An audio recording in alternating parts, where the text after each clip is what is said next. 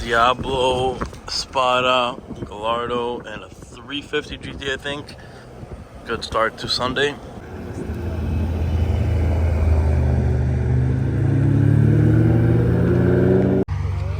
Ferrari 550.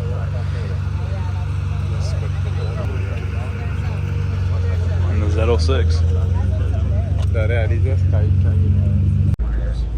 Countach. Okay guys, so it's the final day of Monterey Car Week. We're at Pebble Beach Concours. Let's go take a look around. McLaren F1s here, some vintage cars, new cars, everything. Let's go walk around. So we are inside. There's so many different types of cars, mostly like pre-war stuff. But again, there's so many people here that it's gonna be hard for me to document everything and see everything. So I'm just gonna go through kind of quickly, show you the stuff that I know about, the stuff I like. But yeah, let's continue. This is Ralph Lauren's one of one Mercedes SSK. Crazy looking car. It was on the drive. I don't know if I filmed it or not. Here are some cars from Curated. Again, it's hard to see, but the 5000S pace car from Curated, we've seen it before. Then this 427 Cobra. This car is actually from Canada, from Legendary Motor Cars. Very nice to see it here at Pebble Beach. 300 SL Roadster, and this red with the red wheels with the hardtop on. Looks very nice. And next to that is this Porsche 935. Crazy aggressive car. So I don't know too much about these older Bugattis. I know they're very iconic cars. They look very distinguished from every other car. But there's a row of a few of them here. Very cool to see. And you still see the design that they have today of the grille. Kind of the iconic Bugatti design.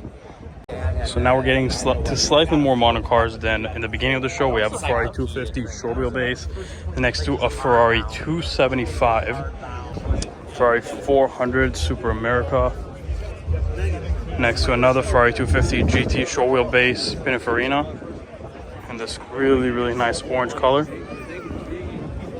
Then this Ferrari 250 short wheelbase Berlinetta, very cool. Here we have a Mark I GT40. It's crazy that these cars are pretty much the same shape as like the 2006, 2005s, but they're so much smaller than these newer ones.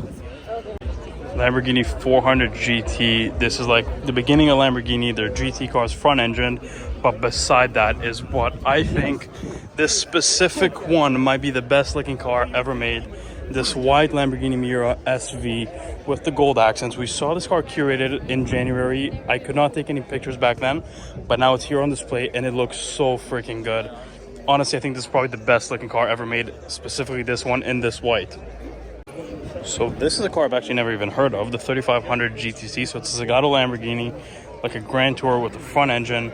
Very nice, kind of a very early Lamborghini. The interior looks great on these, but beside it is another Lamborghini Miura. Let's go take a look at it.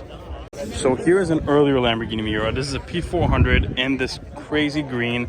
Now you can tell a lot of the differences between the SV and the regular one are kind of like right here in the headlights. So these little eyelashes right here are not there for the SV, but they both look so good. This color stands out so much on this car with the two-tone silver wheels and silver on the bottom.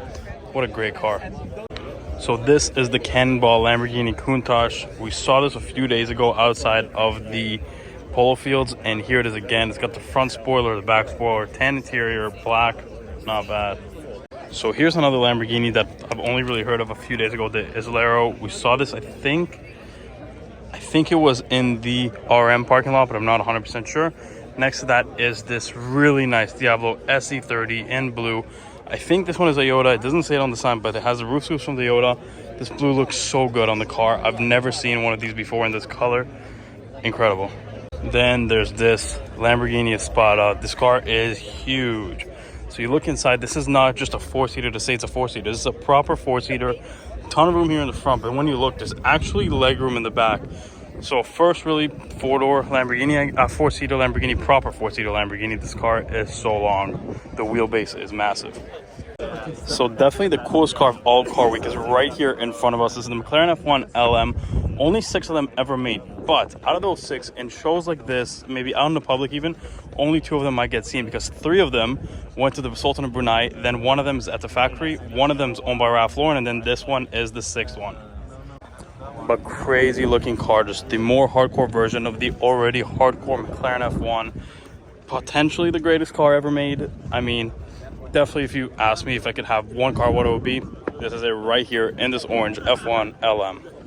So speaking of the F1 LM that's just over there, here's a regular production McLaren F1, one of 64 road cars.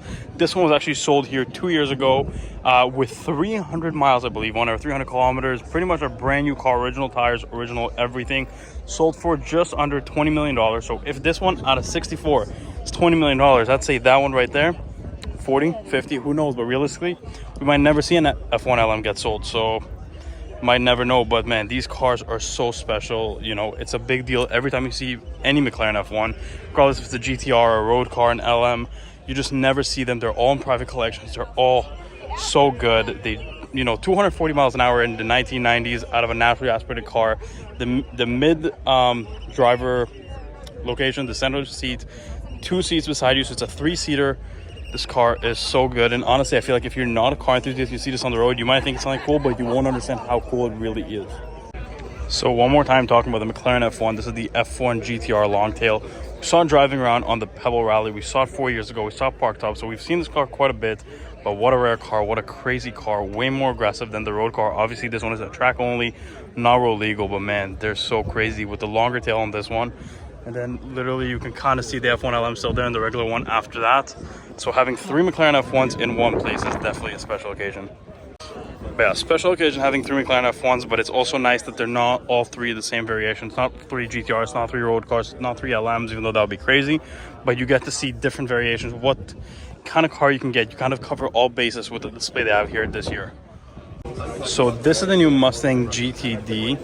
What this pretty much is like a more aggressive GT500, almost closer to the new 4 GTs, where you're going to need to apply to get one. So this car, you can't just go and order from a dealer. You can't do that. You got to apply. You got to be, you know, you got to have a social media presence, some racing heritage, some Ford heritage. You got to be a somebody to get one of these. 800 and something horsepower, dual clutch transmission. Everything is carbon fiber except for the doors. Magnesium wheels, carbon ceramic brakes, the massive aero. This is going to be an interesting car to see. But yeah, the new generation Mustang looks amazing, and this is no exception. This is even more aggressive than any other Mustang we've seen before. The spoiler's bigger than any Shelby we've seen before. So I can't wait to see them on the road, see what they drive like. Hopefully I'll get my hands on one. Maybe I'll apply to try to get one, but we'll see. So here we have the new Lamborghini Lensador again with Supercar Blondie actually inside, I guess, doing her review on it on the concept lawn. So here's the F5 Venom Roadster that we've seen at Quail. All carbon body, crazy looking car. They sound insane, they look insane, the interior is crazy. Yeah, the Revolution, the track version of the F5, which is already as aggressive as you can kind of make a car. Honestly, I feel like this would be crazy to drive. Okay, so here we have the Ferrari SP3, the new special edition Ferrari. This is pretty much a Laferrari with no battery, which will make this age so well. It's going to become an instant classic. Potentially the last hypercar from Ferrari we see without an electric motor. Looks crazy, honestly lives up to the hype, even has a removable roof, which kind of, you know, attributes to some of the F50's legendary status. And then next to that we have the SP2 and the SP1, the 2-seater and the 1-seater. Special operations Ferrari, very nice. So here we have the current Ferrari lineup. We have the SF90 Coupe, the SF90 Spider, the 296 and the 296 GTS, which is the Spider.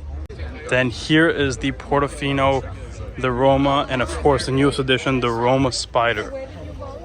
So here are the cars that we saw yesterday on the drive on Pebble Beach. The 2 new SF90s, the XX and the XX Spider.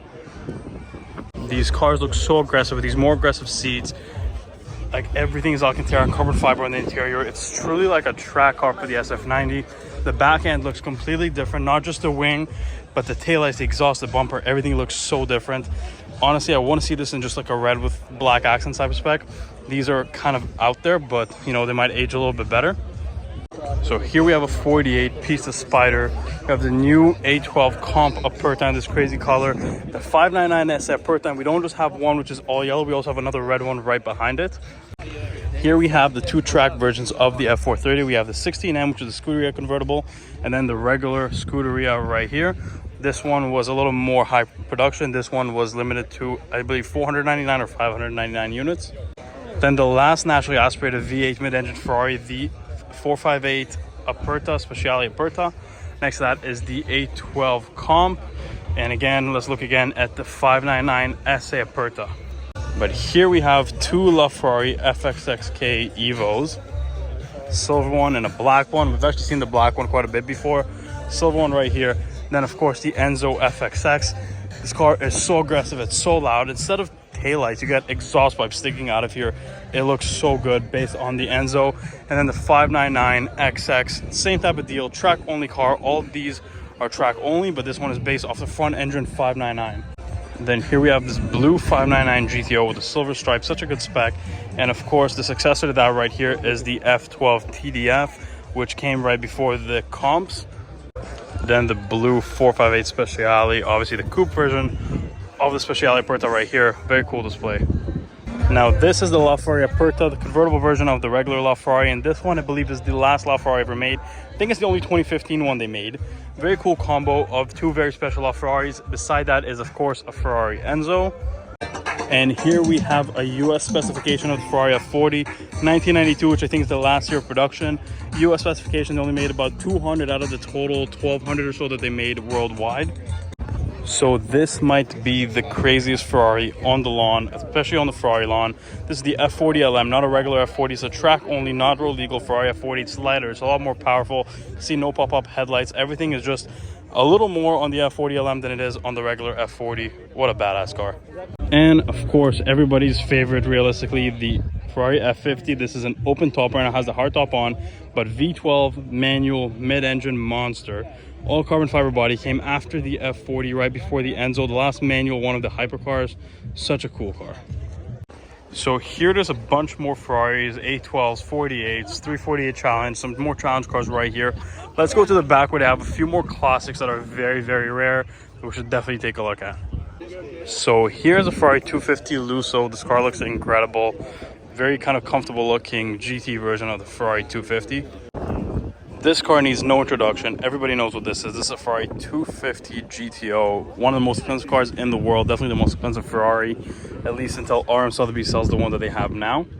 And then we saw this yellow 250 LM a few days ago at Laguna Seca. Crazy to see a yellow one. I've only really seen red ones before, so it's very, very nice. Then here's a Ferrari 512 BB LM. These cars are massive. They look way longer in person than they do in pictures, but such a cool car to see. So this is another one of the most iconic looking Ferraris. It's a 250 Testarossa. Everybody kind of knows what this is. It's got such a signature front end. Obviously, roofless car. They're worth $30–40 million at least, but they look so different than any other Ferrari. Now, not only do we have one Ferrari 250 Testarossa here, there's another one right here and a third one right next to it. 3 in one place is just kind of unheard of. Then here's a silver Ferrari 250 California. I don't know too much about these cars. I believe this is a long wheelbase. Looks incredible. Such an elegant car. Again, they're worth huge money, north of probably 10 to 20 million. So here's a Ferrari 250 Monza. I've actually been seeing this car at a weird amount of events. So it's very nice to see the owner actually takes it out, displays it everywhere, wants people to see it, wants to share it with the world. Such a cool looking car, and it gets used. Potentially the last few spots of Car Week, SL Roadster and a Ferrari 550. CLK DTM right there, but here is the Canadian Chiron.